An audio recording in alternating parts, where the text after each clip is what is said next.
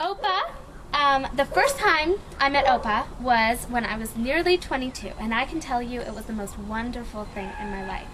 I met Opa in Amsterdam at the office, and a group of 8 men were there for 2 months. His study was economy, and as men students are, they were really noisy, and you could not overlook them.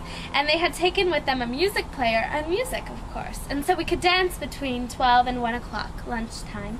And they had to write a thesis. They were playing music and drinking rum and Coca-Cola, and we were dancing together. And then we made the appointment to meet each other again, and so it started. And even when we were married, we had that whistle. And your dad will know, he will know perhaps with the melody of drinking rum and Coca-Cola.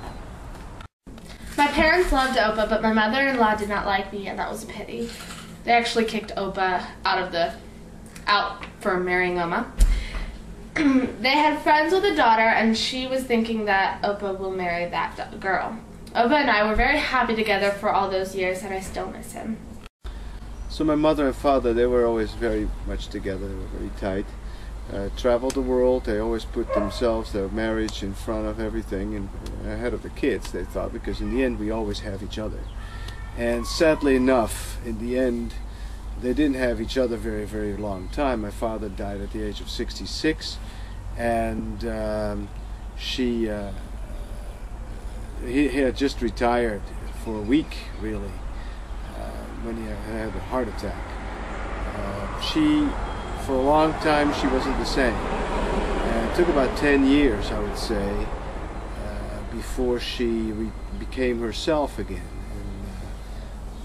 And no, that's sad that happened to her.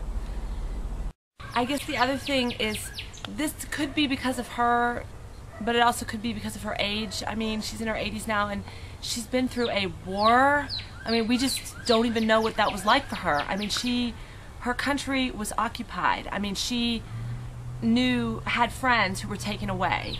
It's like, seriously, it's serious. And now we're like, oh, we're worried because, you know, we don't have the right vehicle to get somewhere. But she really had trouble. So, like, if we ever have troubles now in life, you know, I might call her and say, oh, you know, Roel's really bothering me because he's impatient because he always wants to play on the computer. And she's like, kind, dat komt allemaal uit.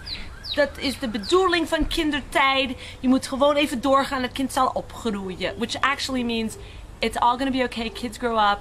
She's just, after someone's been through something like that, they just have a wisdom about them. And I personally wouldn't know what I would do without her because she's seriously a help sometimes. Hi, Maisha. My favorite memory is that my mom made a lovely long evening dress. I felt like a princess. My dress was made for the party after the war because the last year of the war you couldn't go somewhere, and we all were very happy when the war was over. Of course, you couldn't buy food or shoes even. No dresses, so you can understand that I was happy with my evening dress. My mom made dresses for me with old sheets. She colored the sheets and made a dress, and my dad made shoes for me with a wooden sole and pieces of leather over the feet. I felt rich and lovely. So let's say till next mail, and dots of love for a special, special girl. Much love from Harlem. Love for all of you. I love it that you are so interested in these things. Love, love, love, love, love. All you need is love. Oma.